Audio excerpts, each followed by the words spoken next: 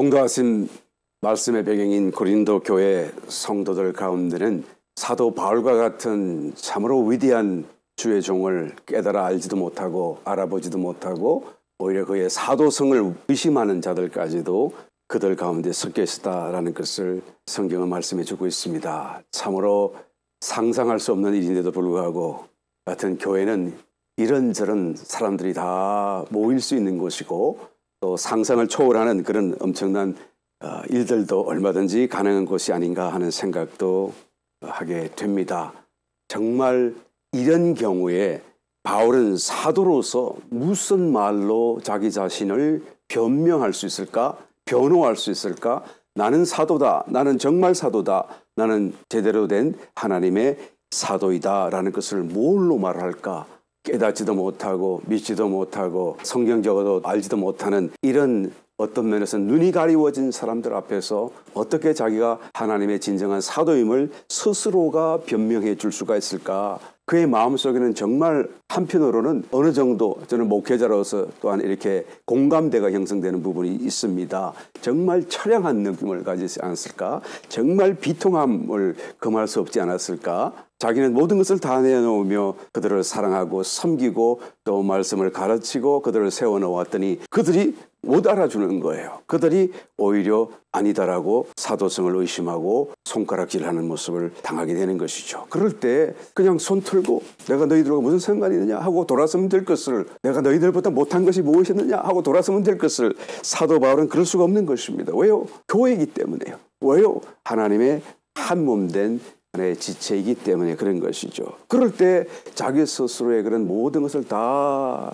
차치를 하고 어떻게 그들의 마음속에 내가 진정한 사도인 것을 알려주고 변명하고 또 그들이 제대로 신앙 안에서 설 수 있도록 만들어줄 수 있을까? 우리는 그런 참으로 하나의 질문을 갖고 오늘 봉도하신 말씀을 접근해 보기를 원합니다. 4장 1절 사람이 마땅히 우리를 그리스도의 일꾼이요 하나님의 비밀을 맡은 자로 여길지어다 라고 말씀하는 이 말씀으로 시작하는 것입니다. 하나님의 비밀을 내가 맡았다. 그렇게 너희들이 생각해야 한다라는 것을 말함으로써 먼저 자기를 변호하고 있는 것을 보게 됩니다. 여러분, 저와 여러분들은 하나님의 비밀이라는 것이 무엇을 의미하는지 아마 매우 잘 알고 있으리라고 믿습니다. 이것은 바로 사도 바울이 성령 안에서 깨달은 거잖아요. 그동안의 모든 구약의 선지자들과 또한 모든 예언자들이 알기를 이 의미를 깨닫기 위해서 연구하되 다 깨닫지 못했던 것을 사도 바울이 성령 안에서 깨달은 것 아니겠어요? 그를 통해서 하나님이 정말 이것이 무엇을 나타내는 것이 의미하시는 것인지를 열어주신 것 아니겠습니까? 골로새서 2장 2절 이는 저희로 마음의 위안을 받고 사랑 안에서 연합하여 원만한 이해의 모든 부요에 이르러 하나님의 비밀인 그리스도를 깨닫게 하려 함이라. 하나님의 비밀이라고 말씀하지 않습니까? 무엇이요? 그리스도가요. 하나님과 비밀스러우신 분인데 그 비밀스러우신 하나님의 비밀, 그러니까 얼마나 꼭꼭 감추어져 있는 정말 깊은 미스테리가 바로 그리스도이다라는 거예요. 이것은 알 수가 없는 거예요. 천사들도 몰랐던 거예요. 그런데 사도 바울이 깨닫고 나니까 에베소서 5장 31절 이러므로 사람이 부모를 떠나 그 아내와 합하여 그 둘이 한 육체가 될지니 이 비밀이 크도다. 내가 그리스도와 교회에 대하여 말하노라. 하나님이 아담과 하와를 지으시고 너희가 부모를 떠나 이제는 한 몸을 이룰지어다. 그런데 그때 뭐 부모가 어디에 있어요? 하나님이 어떻게 부모라고 하면 뭐 될 수도 있겠지만 사실 부모가 아니잖아요. 하나님이 창조주시고 그들은 피조물인데 너희가 부모를 떠나 한 몸을 이룰지어다. 이렇게 말씀을 하신 거예요. 그게 비밀이었기 때문이에요. 아무도 그것을 깨닫지 못했는데 이제 신약시대에 들어와서 사도 바울이 하나님의 그 비밀이 무엇인지 다시 더 거슬러 올라가게 되면 창조의 비밀이 무엇인지, 왜 사람을 지으셨는지, 하나님은 무엇을 얻기를 원하시는지 그것을 깨달았다는 거예요. 그래서 알고 보았더니 아담은 그리스도, 진정한 남편 남자인 그리스도를 상징하고 있고 하와는 그의 아내, 교회, 지체들을 얘기한다. 그래서 교회는 그냥 하와가 아담의 갈비뼈에서 나온 것처럼 땅에서 흙으로 아담은 지음을 받았으나 그러나 하와는 아담에게서 나온 것처럼, 땅에서 나온 게 아니죠. 아담에게서 나온 것처럼 그리스도에게서 이제는 그 영으로 그 생명으로 중생하여져서 정말 그리스도와 하나 되어질 수 있는 한 몸을 이룰 수 있는 놀라운 비밀 속에서 저와 여러분들이 교회로 서게 되었다라는 거예요. 그래서 결국 이것이 나중에는 새 예루살렘 성으로 완성되지 않습니까? 그리고는 영원히 하나님께서 이 한 몸으로서의 새 예루살렘 성을 하나님의 거처로 삼으시고 영원히 이제는 만물을 다스리게 될 것입니다. 그래서 저와 여러분들을 그와 같은 정말 영광스러운 자리에 부르시고 부원하시고 또 영광 중에 우리를 주님의 신부로서 아내로서 또 한 몸을 이루는 또 다른 지체로서 만드셨다라는 것이죠. 이 비밀을 사도 바울이 교회에 말해 주었고 전해 주었고 그들에게 가르쳐 주었지 않아요. 그러니까 이 비밀을 깨닫고 너희들이 아직도 덜고도 내가 사도인 줄을 모르겠느냐? 이 비밀이 깨달아지지 않느냐? 아 하고 그렇구나. 성경이 바로 이것을 얘기하는 것이구나. 아 하나님이 우리를 왜 지으셨는지 이제야 알겠구나 라고 말해야 되지 않겠느냐라는 거예요. 아직도 뭐가 뭔지를 모르겠느냐라고 지금 오히려 반문하는 말씀이에요. 사람이 마땅히 우리를 그리스도 일꾼이 하나님의 비밀을 맡은 자로 여길지어다. 이 말 한마디에 그의 사도성이 다 담겨져 있는 거예요. 저와 여러분들은 이 말씀을 정말 아멘, 아멘, 아멘 하지 않습니까? 너무 정확하게 잘 알고 있고 그래서 우리의 신앙의 목표가 무엇인지를 우리가 잘 알고 있습니다. 고린도전서 4장 2절 5절 말씀 그리고 맡은 자들에게 구할 것은 충성이니라. 너희들이 나를 몰라주어도 나는 하나님의 종으로서 충성한다 라는 얘기예요. 이 말씀이 모든 다른 사람들 사역자에게도 이 말씀을 주시는 것이지만 자기 자신에게도 이 말씀을 하는 것입니다. 너희들이 나를 사도로 인정하지 못하고 너희들이 나를 깨닫지 못하고 너희들이 전해주온 그 비밀에 관해서 다 깨닫지 못한다고 할지라도 나는 여전히 맡은 자로서 종으로서 하나님께 충성한다.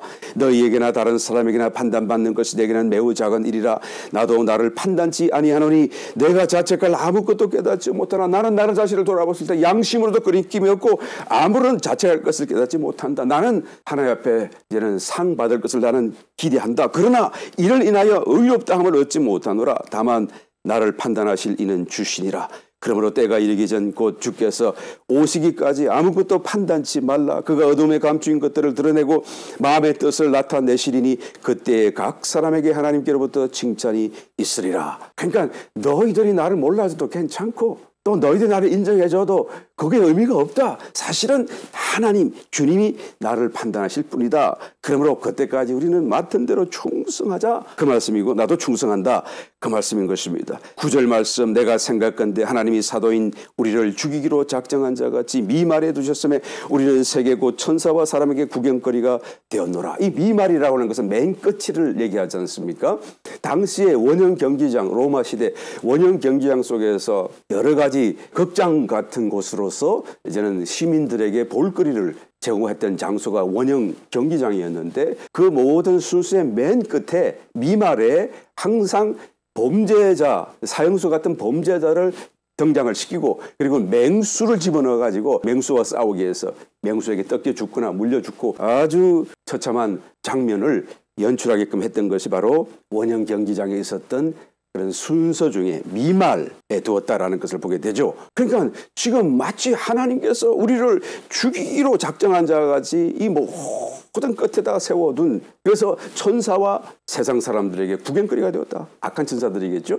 그는 또 악한 천사와 세상 사람들에게 정말 구경거리 같이 만들어 두셨다. 10절 우리는 그리스도의 영고로 미련하되 너희는 그리스도 안에서 지혜롭고 우리는 약하되 너희는 강하고 너희는 존귀하되 우리는 비천하여 바로 이 시간까지 우리가 줄이고 목마르며 헐벗고 매맞으며 정처가 없고 정한 곳이 집이 없다 그 말이에요. 그러니까 오늘 어디 자고 내일도 어디로 가야 될지 모른다 그 말이에요. 또 수고하여 친히 손으로 일을 하며 후욕을 당한 적 아주 독서를 당하는 거예요. 축복하고 핍박을 당한 적 참고 그러니까 정말 그 상황을 한번 상상해 보시기 바랍니다. 이 사도가 받았던 고난, 그 고통, 그 형편을 한번 생각해 보시기 바랍니다. 오늘날 같으면 이런 사도가 만약에 오늘날 같은 시대에 산다고 한다면 전혀 이렇지 않겠죠. 뭐 굉장히 높임받고 정말 까번쩍하는 그런 삶을 살도록 하지 않겠어요. 그런데 정작 하나님의 참 사도인 바울이 당했던 삶 살아갔던 그 삶의 모습은 이와 같았던 거예요. 사람들에게 미련하다. 사실은 굉장히 똑똑한 사람인데요. 가장 지혜롭고 지식이 많은 사람인데요. 아이고 저 바보 봐라. 이런 소리를 듣는 겁니다. 그리고 약하죠. 비천하죠. 저 거지 같은 거 이런 줄이고 목마르고 헐벗고 매까지 맞아가면서 말이죠. 그리고 살 집도 없고 거할 곳도 없고 오늘은 여기 내일은 저기 그리고 자기 먹을 것을 위해서 직접 또 일을 해야 될 정도로 정말 그러나 너희들은 어떠냐? 너희는 그리스도 안에서 지혜롭고 너희는 강하고 너희는 존귀하고 우리는 이와 같은데 나는 이와 같은데 너희는 반대로 이렇게 똑똑하구나. 사실 역설적인 표현입니다. 여러분 아직도 어리고 아직도 성장하지 못했는데 자기들이 똑똑한 척하고 교만하여져 가지고 말이죠. 그래서 막 분당이 되고 나눠주고 싸우고 막 이러고 있잖아요. 그러니까 아주 역설적인 표현입니다. 내가 이렇게 낮아졌는데 너희는 똑똑하구나. 너희는 대단하구나. 너희는 나 없이 왕도릇하고 있구나. 그냥 부끄러운 줄 알아라. 그 얘기를 하는 겁니다. 13절 비방을 당한 적 권면하니 우리가 지금까지 세상의 더러운 것과 만물의 찢기같이 되었도다. 여러분 만물의 찢기라고 하는 것은 이게 물로 닦아내고 이게 문지르면 없어져 버리는 뭐 옷이나 물건이나 뭐 사람의 몸에 묻던 때 같은 것을 가리키는 단어예요. 그러니까 세상 사람들이 바울과 그의 동역자를 얼마나 하찮은 것으로 여겼나 이 단어 속에서 우리가 느낄 수가 있는 거예요. 얼마나 그들을 모독을 하고 배척을 했는가. 이 앞에서 나열했던 그런 상황들이 전혀 과장된 게 아닙니다. 헐벗고 목마르고 메마르고 정처도 없고 정말 비천하고 약한 모습으로 취급당했다라는 것입니다. 그런데 사도 바울은 어땠나요? 이런 것들에 조금도 굴하지 않습니다. 자기의 신세를 한탄하지 않습니다. 하나님을 원망하지도 않아요. 자기 비하 감정에 빠지지도 않습니다. 오히려 이와 같은 상황을 자기는 영광스럽게 여기는 것이죠. 골로새서 1장 24절 내가 이제 너희를 위하여 받는 괴로움을 기뻐하고 그리스도의 남은 고난을 그의 몸된 교회를 위하여 내 육체에 채우노라 라고 얘기합니다. 이런 모든 고난이 그리스도가 받으실 남아있는 나머지 고난이다 라고 말하는 거예요. 그것을 내가 지금 받는다 그 말이에요. 내가 얼마나 영광스럽냐? 내가 그리스도를 대신해서 그 고난을 받고 있다라고 지금 고백하는 것입니다. 예수님께서 십자가에서 고난을 받으셨잖아요. 그럼 고난이 끝났는데 그런데 또 고난이 남아있다는 거예요. 남은 고난. 이 고난은 십자가 고난은 우리의 모든 죄의 문제, 구원의 문제를 얘기한다고 하면 이 나머지 고난은 이제는 그것을 인해서 구원받은 성도들이 이제는 몸으로서 교회를 건축해가는 그 일에 있어서 남아있는 교회를 건축하고 세워가는 데 있어서 이제는 필요한 나머지 고난이라는 것이죠. 지금 사도 바울이 받고 있는 것들이죠. 세상 사람들에게 손가락질 받고 모독을 받고 하는 이런 등등의 또 어떤 데는 환대를 받기도 합니다만 그러나 더 많은 부분에 있어서 배척을 당하는 이런 것들. 근데 바울이 당하는 왜 나머지 그리스도의 나머지 고난이라고 말을 하는가 하면 당하기는 바울 자신이 고난을 당하지만 사실은 그리스도가 당하시는 것이다라는 그런 의미예요. 왜 그런가요? 한 몸이잖아요. 한 몸이잖아요. 그러니까 내가 당하지만 사실은 내가 당하는 이 고난이 그리스도께서 당하시는 고난이다 그 말을 하는 거예요. 그러니까 사도 바울은 이 한 몸 의식 속에서 한 몸이라고 하는 이 의식 속에서 그의 당하는 삶의 형편들을 조금도 한탄하지 않고 비하 감정에 빠지지 않고 굴하지 않고 오히려 영광스럽게 여겼던 것을 보게 됩니다. 고린도후서 12장 11절 이하의 말씀 보게 되면 내가 어리석은 자가 되었으나 너희가 억지로 시킨 것이니 내가 너희에게 칭찬을 받아야 마땅하도다. 내가 아무것도 아니나 지극히 큰 사도들보다 조금도 부족하지 아니하니라. 이 말씀이 전혀 틀린 말이 아닙니다. 과장된 말이 아닙니다.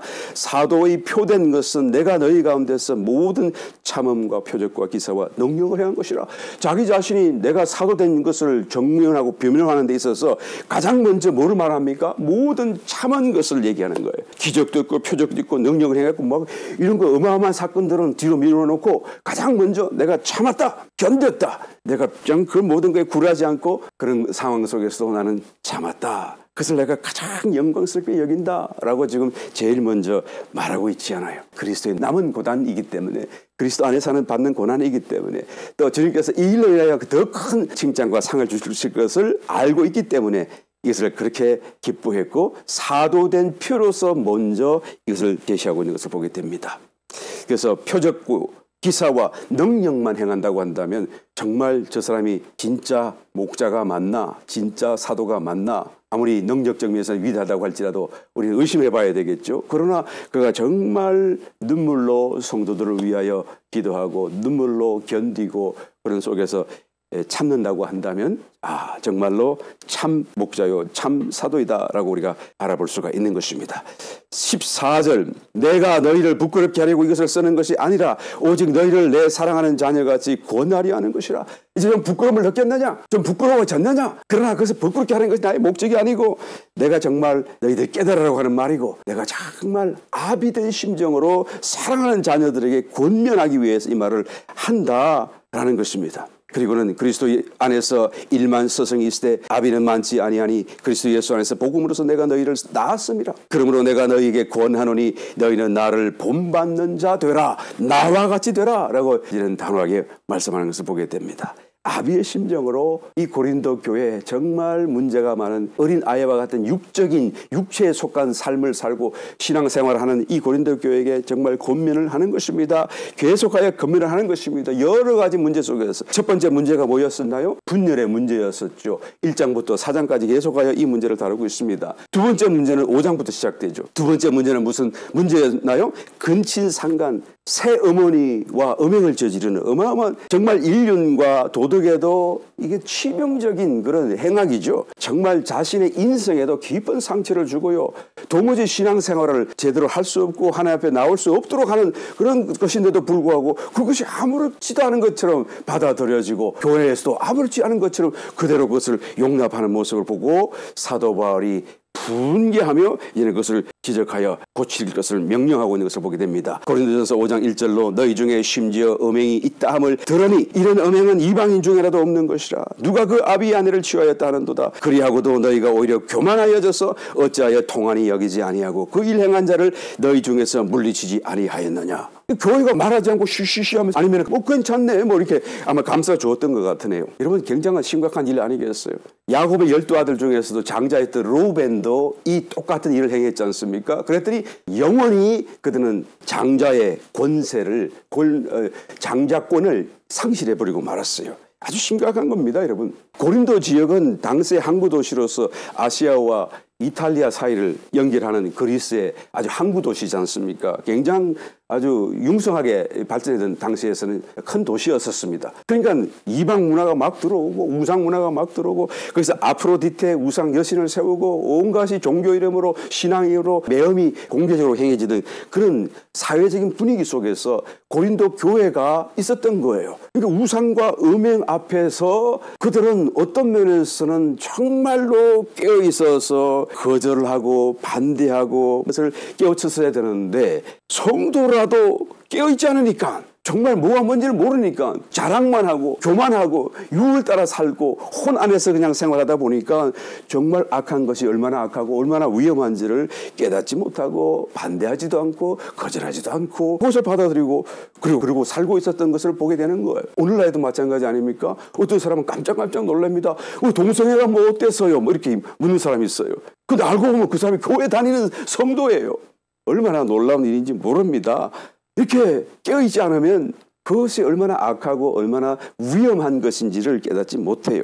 고린도전서 6장 18절 음행을 피하라. 사람이 범하는 죄마다 몸 밖에 있거니와 음행하는 자는 자기 몸에게 죄를 범하느니라. 너희 몸은 너희가 하나님께로부터 받은 바 너희 가운데 계신 성령의 전인 줄을 알지 못하느냐. 너희는 너희의 것이 아니라 하나님의 것이다. 그 말씀입니다. 여러분 음행이라고 하는 것은 아주 특별한 의미가 있어요. 안 좋은 의미죠. 영적인 의미 속에서 특별히 음행은 아주 안 좋은 그런 범죄입니다.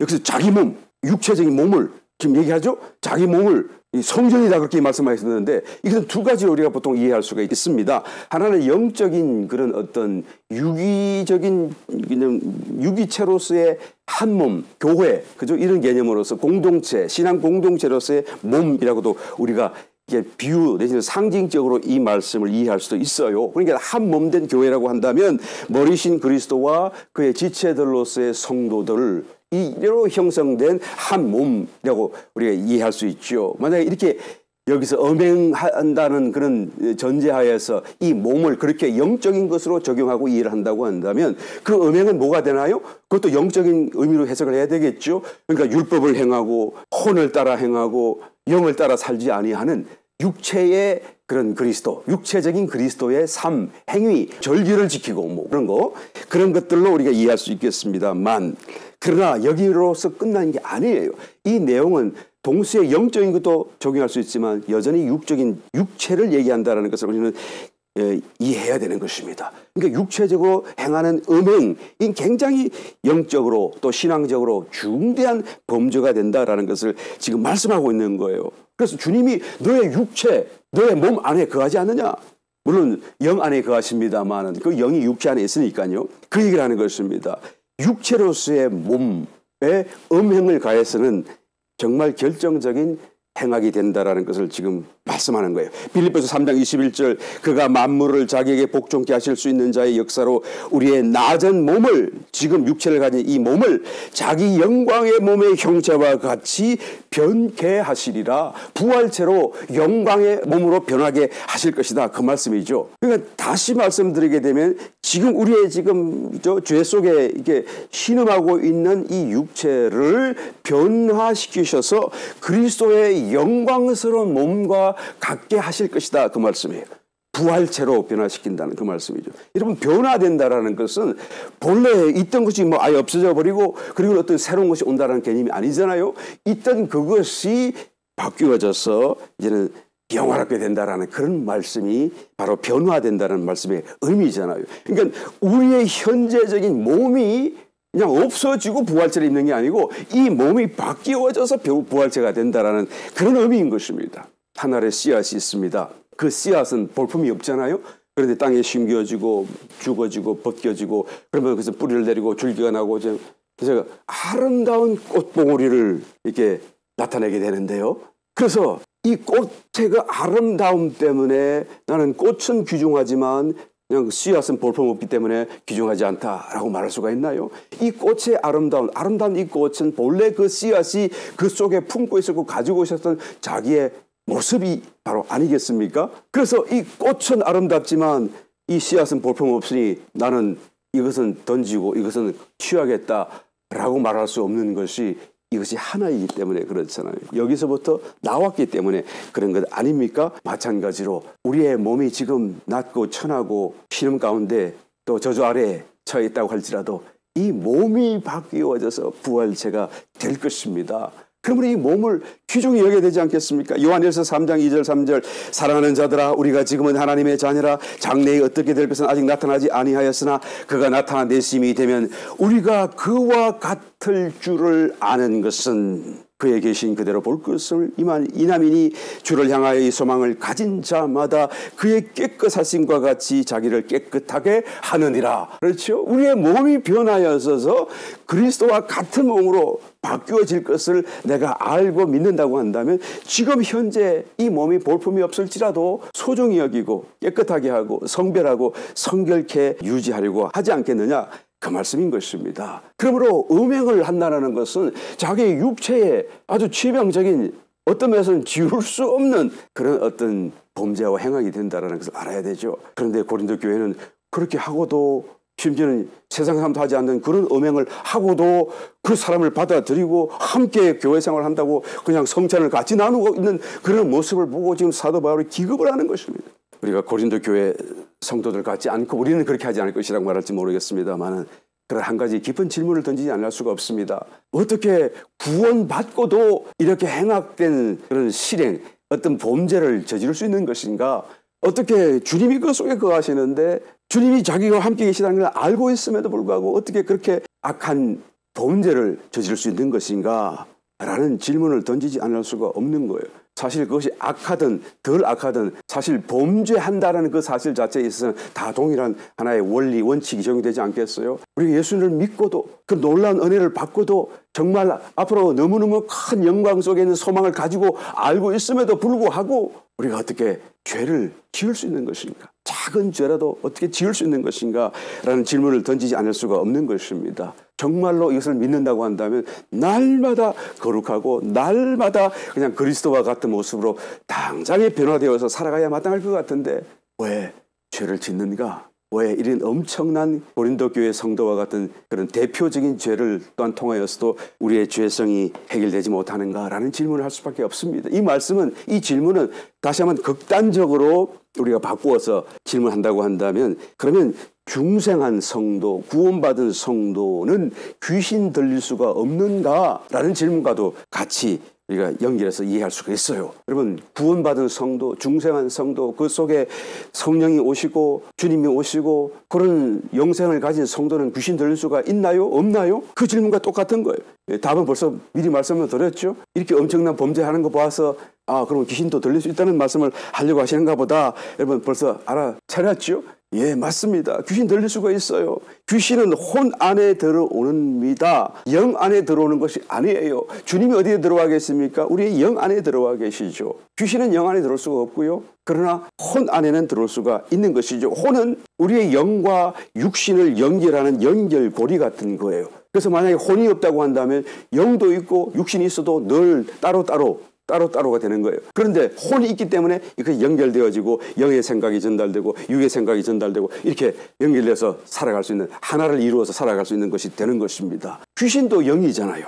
그런데 이 영은 몸을 얻기 위해서, 육체를 얻기 위해서 혼이 있는 존재를 탐내는 것이죠. 일반적인 이런 뭐 책이나 나무나 이런 데는 깃들일 수가 없는 거예요. 왜? 이 물체와는 연결고리가 없으니까. 그러나 혼적인 존재와는 이런 연결되어서 그다음에 그 육체를 소유할 수가 있게 되는 거예요. 그러니까 돼지떼에도 들어갈 수가 있는 것이죠. 동물 안에도 들어갈 수가 있는 것이죠. 더더군다나 사람 안에는 왜 why not 하고 들어올 수가 있다는 것을 우리는 알아야 되는 것입니다. 그래서 귀신은 영적인 존재로서 우리의 혼 안에 들어올 수 있고, 그래서 그냥 우리 육체까지 지배할 수 있을지 모르겠지만 영에는 들어올 수가 없다. 그런데 만약 성도가 이제는 혼 안에서 살면서 영만을 바라보고 영 안에서 살고 영의 감정 속에서 살고 영을 따라 사는 그런 영적인 사람 생활을 한다고 한다면, 그 사람 속에 이제는 귀신이 들어온다고 할지라도 아무런 영향을 미칠 수가 없어요. 그 혼 속에 들어와서 이런저런 생각을 던져주어도 이 성도는 영적인 것을 지금 따라 살고 있기 때문에 아무런 영향을 줄 수가 없어요. 오히려 영적인 성도에 의해서 그 귀신은 혼나고 낭패만 당할 수밖에 없겠죠. 그가 어떤 것으로도 영향을 미칠 수 있는 방법이 없고 지배할 방법이 없습니다. 그런데 영으로 살지 아니하고 성도가 혼으로 산다면 그러면 문제가 되는 것이죠. 만약에 영이 살았고 영을 따라 살 수 있고 영을 소리를 들을 수 있음에도 불구하고 그것을 하지 아니하고 그저 일반적으로 옛날 같은 삶으로 혼 속에 자기의 생각 듣고 육신의 생각을 따라서 산다고 한다면 그러면 문제가 생기는 것입니다. 오히려 그 이전보다 더 악해질 수 있다는 것을 우리는 생각해야 되죠. 7 귀신 들린 예를 주님이 비유로 말씀해 주지 않았었습니까? 마태복음 12장에 가서 보게 되면 그 귀신이 이제는 나갔다가 딴 곳에서 자기 쉴 곳을 찾다가 못 찾으니까 자기 있던 곳으로 다시 돌아오겠다라고 말하잖아요. 그런데 성경을 보게 되면 내 집으로 돌아가겠다라고 말해죠. 자기 집이라고 말을 하고 자기 집으로 생각하는 거예요. 그러니까 얼마나 쉽게 얼마나 자유롭게 들락날락할 수 있느냐라는 것을 볼 수가 있는 거예요. 그래서 들어와서 보니까 집이 비워지고 소재되고 그냥 있으니까 어이구 좋구나 그러고는 막 더 친구 귀신을 데려와가지고 이전보다 더 악한 형편이 되고 말았다라는 것을 주님이 말씀하는 것을 보게 되는 것입니다. 여러분, 귀신들과 악령들이 얼마나 쉽게 얼마나 자주 얼마나 자유롭게 성도라도 그 마음의 생각을 던져주고 공격하고 속이고 하는지 여러분 안다고 한다면, 다 보게 된다고 한다면 얼마나 놀랄지 몰라요. 정말 많아요. 우리가 몰라서 그렇죠. 정말 많아요. 평상시에도 불쑥불쑥 나의 생각이 아닌 걸 내가 분명히 아는데 불쑥불쑥 쏟아내는 생각이 있잖아요. 그래서 막 분노하고 화가 나면 그때는 막 더 생각이 악한 생각들이 나잖아요. 벼락이라도 쳐서 저 사람을 때렸으면 좋겠다. 그런 생각이 왜 들죠? 그게 자기 생각입니까? 하나님이 주셨을까요? 예, 아닙니다. 원수가 주고 귀신들이 주고 악한 영들이 그 속에 생각을 탁 던져놓고 얼른 숨어버려요. 자기 몸을 숨겨버려요. 그러니까 우리가 눈치를 채지 못하는 것이죠. 그런데 그것을 깨닫지 못하고 좋아하고 그래 막 나도 한번 그렇게 한번 해보자 한다고 한다면 결국에는 귀신도 야 이놈 봐라 이놈이 내 말을 잘 듣는다. 그리고는 거기 들어와서 주저앉고 마치 자기 집처럼 삼고 살게 되는 거예요. 그래서 점점점 그 형편이 악해지게 되는 것이죠. 여러분 성도라도 혼 안에서 산다고 한다면 여러분 극히 위험하다. 오늘 이 봉독한 말씀, 본문 말씀을 통해서 여러분 깊이 인상받게 되시기를 예수님 이름으로 축원합니다. 그냥 한두 가지 잘못과 무슨 범죄 이런 수준이 아니라 전반적으로 그 삶이 극히 위험하다라는 것을 알아야 되죠. 왜요? 자신의 마음속에 육신 속에 죄성이 들어올, 원수가 들어올 문을 활짝 열어놓는 것과 다름이 없기 때문이다 라는 것입니다. 교회 생활, 고린도 교회 성도들이 영 안에 살지 못하고 혼 안에서 살았다라는 이 사실을 통해서 사실은 그들에게 하나님의 은사가 풍성하게 일어났고 각종 은사들이 충만하였지만 여러분 그 은사가 충만하다는 것이 영 안에서 있고 영을 따라 산다라고 하는 것을 의미하는 것은 절대 아니다라는 것을 우리가 여기서 점검하지 않아요.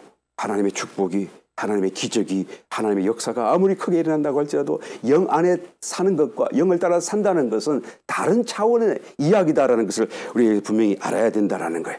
그런데 고린도 교회 성도들은 그냥 눈에 보이는 것이 그런 기적이, 능력이, 그러니까 우리가 정말 영적인 사람으로 착각하며 오히려 더 담대하게 범죄하며 더 담대하게 혼적인 생활을 하고 있었던 것을 보게 되는 것이죠. 고린도전서 3장 1절로 이하의 말씀, 형제들아 내가 신령한 자들을 대함과 같이 너에게 말할 수 없었어.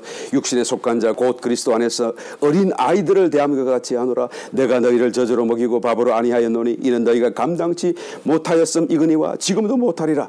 너희가 아직도 육신에 속한 자로다. 너희 가운데 시기와 분쟁이 있으니 어찌 육신에 속하여 사람을 따라 행함이 아니리요. 너희가 사람이 아니냐? 하나님이 되어야 될 사람이, 영이 되어야 될 사람들이 너희가 사람을 따라 육의 사람으로 너희가 살고 있지 않느냐라고 지적하고 있는 것입니다. 그래서 혼으로 산 결과로 첫째로 교만함이 들어왔고 그래서 분열이 일어났죠.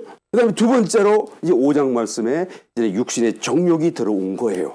그래서 어마어마한 그런 타락의 그런 어떤 전조, 어떤 가능성을 끌어당기고 참으로 교회적으로는 큰 위험을 당하게 한 것을 보게 되는 것입니다. 여러분 교회 생활, 단체 생활이 이랬으니 그들의 개인 생활, 개인적으로 가정에서 또한 개인적으로 하는 신앙생활 속에서는 또 어떠했을까 우리가 짐작해 볼 수 있는 부분 아닙니까? 그러니까 교회에서 이 정도였다고 한다면 가정에서는 훨씬 더 못하지 않았겠습니까?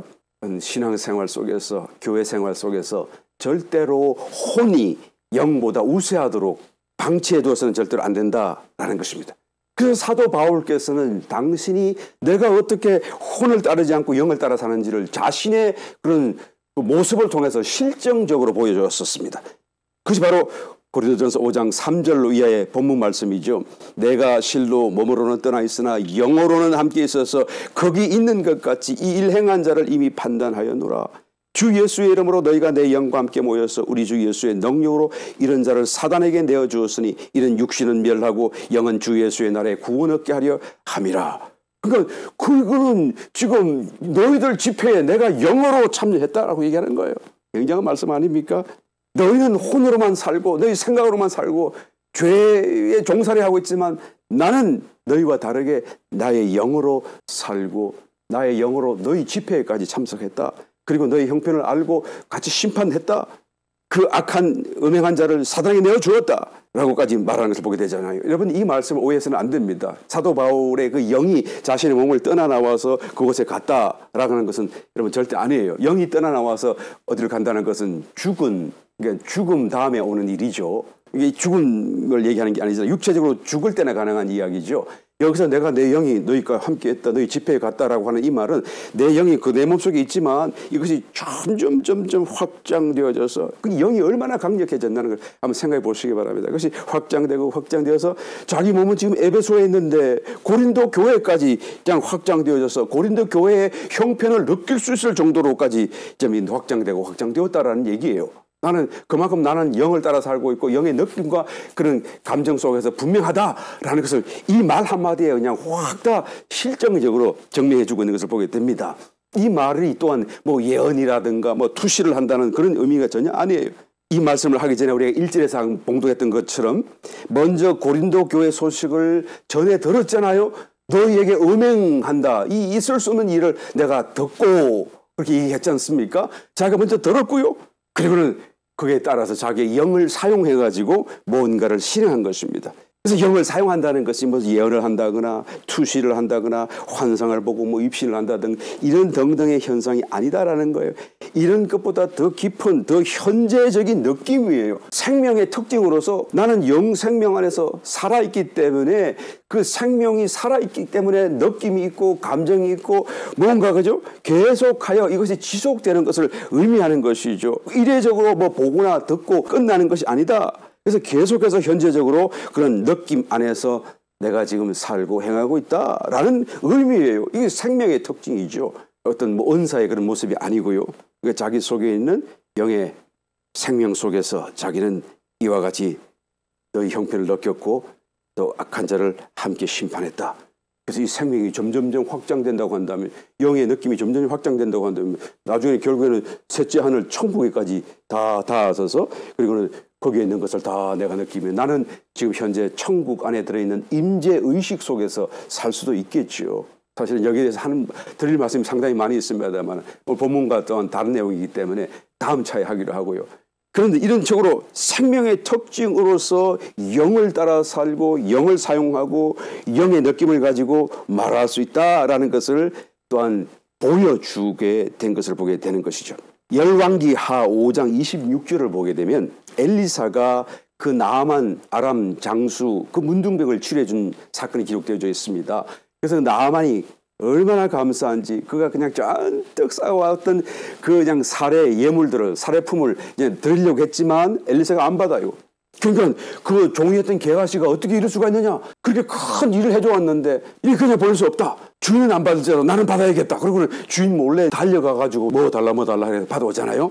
그 기사가 기록되어 있습니다. 그럴 때 26절에 이런 말씀이 기록되어 있습니다. 엘리사가 이르되 그 사람이 수레에서 내려 나아만이 수레에서 내리죠. 뒤에서 쫓아오는 그 게하시를 보고 오 무슨 일인가 하고 반가운 마음에 이제 수레에서 내렸어요. 그 종도 그렇게 깍듯이 그 높은 자리에 있는 장수가 말이죠. 왜? 자기가 큰 은혜를 받았으니까요. 그래서 그를 기쁨으로 환영하고 맞았었습니다. 그럴 때에 나는 내 집에 있었지만 내 심령이 감각되지 아니하였느냐. 너는 나 몰래 갔지만 나는 내 집에 있었지만 내가 그 나 몰래 갔던 그래서 나만 장수를 만났던 그 순간 내 심령이 감각되지 않았느냐. 너는 나에게 속일지라도 나는 알았다 알고 있다라는 이야기예요. 예. 그래서 심령이라고 이 단어는 히브리어에서 레브 이 말은 마음이라는 말이에요.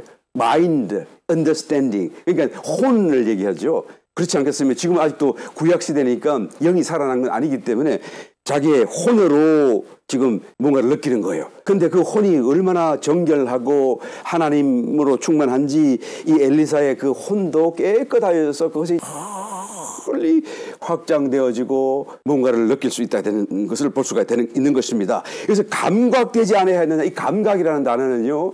의역한 거예요. 본래적인 단어의 의미는 하라크라는 단어인데 이 말은 간다 그 말이에요. 고 그 말이에요. 고 함께 간다 그 말이에요. 영어 성경은 전부 다 고로 해석을 해놓았습니다. 무슨 뜻이죠? 나의 마인드가 나의 마음이 그곳에까지 가지 않았느냐. 나의 마음이 확장되어져서 네 게하시 너가 나만 장수를 만날 때 나만 장수가 수레에서 내려올 때 너를 맞을 때 거기까지 내가 가지 않았느냐. 그래서 내가 느꼈다. 그 말을 하는 거예요. 여러분 구약 시대의 성도 선지자가 이와 같이 혼으로도 확장되었고 혼으로도 확장된 그 혼 속에서 느낌을 가질 수 있었다고 한다면 오늘 신약 시대를 사는 저와 여러분 또 특별히 사도 바울 같은 사람이야 얼마나 더 하겠어요. 영은 혼의 더 상위 기관으로서요. 더 예민하고 더 세밀하고 더 확장될 수 있는 거 아니겠어요? 그래서 영을 따라 살도록 우리가 구원을 받았고 또한 예비되어졌는데 사도 바울이 자신이 어떻게 영을 따라 사는지를 보여주는데 이 고린도 교회 성도들은 그걸 모르는 거예요. 그 어떻게 처방했죠? 어떻게 처리를 했죠? 결국은 행악자를 사단에게 내어주었다라고 말합니다. 그 결과 그 육신이 갑작스런 중병에 걸리거나 죽게 될 것입니다. 그렇죠? 우리 고린도전서 11장에도 주의 성찬을 잘못되어 가지고 어떻게 하죠? 저희 중에 약한 자가 생기고 병든 자가 생기고 잠자던 자, 죽은 자 내가 적지 아니하니 왜 성찬을 잘못되어 가지고요. 그 거룩한 하나님의 그런 육체를 몸을 믿음 안에서 거룩하게 대하지 못했기 때문에 거룩을 범하게 했기 때문에 그들이 침을 당하였다 그 말씀이에요. 그 왜 그렇게 그러면 하나님이 그들을 적시로 징계를 했습니까? 성도인데요. 우리가 우리를 살폈으면 판단을 받지 아니하리니와 우리가 판단을 받는 것은 주께 징계를 받는 것이니 이는 우리로 세상과 함께 죄의 정함을 받지 않게 하려 하심이라. 먼저 성도를 심판하시는 거예요. 그 다음에 나중에 이제 모든 세상을 심판하실 때는 그때는 사정없이 심판하실 것인데 그때 함께 심판하지 않도록 미리 심판하시는 거예요. 그래서 이 말씀의 의미는 성도가 심판받고 범죄 가운데 죽어지는 것은 뭐 중병이 든다는 것 이런 등등은 여러분 저주를 당한다는 것이 아닙니다. 또 뭐 교회를 못 다니게 물리적으로 격리시킨다는 의미도 아니죠. 몸, 유기체적인 몸, 공동체 안에서의 그 교통에서 제외시킨다 그 말이에요. 그러니까 하나님의 신령한 은혜와 은사가 공급되는 것이 차단되어지고 원수 사단에게는 무방비로 열려지게 되는, 그래서 침을 당하고 병이 들 수도 있고, 이는 육신은 멸하고 영은 주 예수의 날에 구원을 얻게 하려 함이라.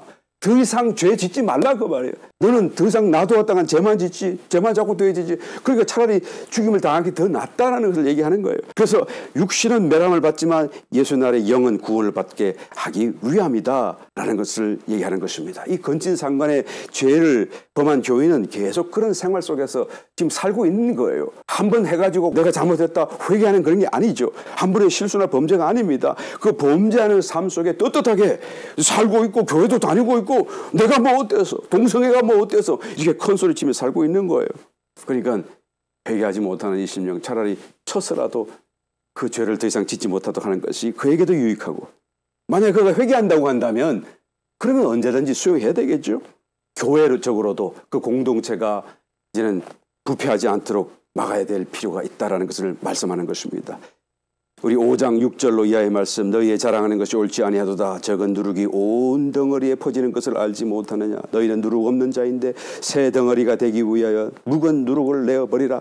우리의 유월절 양 곧 그리스도께서 희생이 되셨느니라. 이러므로 우리가 명절을 지키되 묵은 누룩도 말고 괴악하고 악독한 누룩도 말고 오직 순진함과 진실함에 누룩 없는 떡으로 하자. 누룩은 성경에서 죄를 상징하죠. 이 유월절은 그리스도께서 어린 양으로서 이제는 피를 쏟고 대속하시는 구속, 그리스도의 십자가 구속을 상징하고 있습니다. 그것은 유월절은 한 날이요, 그 다음에 무교절, 누룩 없는 떡을 먹는 절기로서 무교절이 연속되어져 있습니다. 이 무교절이 7일 동안 연속되어져요. 이 7일이라고 하는 개념은 한 주기, 완전한 기간이죠. 성도의 일생 전체를 다 상징하고 있는, 포함하고 있는 그런 의미가 되는 것입니다. 그러니까 구원받은 다음, 유월절을 지나고 십자가를 지나고 구원받은 성도들은 그 다음부터 어떤 삶을 살아야 된다고요? 누룩 없는 삶을 살아야 되는 거예요. 누룩 없는 삶. 전 세계를 통해서 더 이상 죄 짓지 않는 삶을 살아야 된다. 그 말을 이 절기가 상징하고 있는 것입니다. 그런데 저와 여러분들 죄 안 짓고 살 수 있나요? 어떻게 아무리 가슴을 쳐도 또 돌았으면 넘어지고 또 범죄하고 후회하고 뭐 그렇게 연약함을 우리가 고백하지 않을 수가 없을 것입니다. 우리가 죄 없는 생활을 살아야 되는데 그렇게 스스로 살 수가 없어요. 그러니까 뭐라고 말씀합니까? 누룩 없는 생활을 하라 그러지 않고 누룩 없는 떡을 먹어라 그 말이에요. 언제 동안요? 7일 동안요. 얼마나요? 평생, 생애 전체, 성도의 삶의 전체를 통해서 누룩 없는 떡을 먹어라 그 말이에요.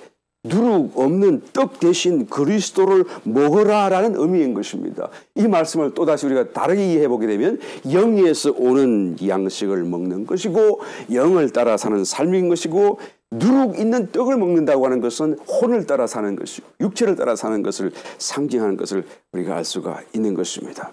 누룩 없는 떡 대신 그리스도를 먹으면 그것이 우리에게 힘, 우리의 능력이 되어져서 우리가 정말로 죄를 멀리하고 죄 없는 삶을 살 수가 있게 된다는 것을 의미하는 것입니다. 어떻게 누룩 없는 떡 대신 그리스도를 먹을 수 있나요? 도대체 누룩 없는 떡 대신 그리스도를 먹는다는 것은 무엇을 의미하는 것인가요? 우리가 한마디로 요약을 하면 우리의 생각으로 주님을 집중하는 것입니다. 우리의 삶을 통해서 계속하여 주님을 모셔드리고 마음으로 생각하는 거예요.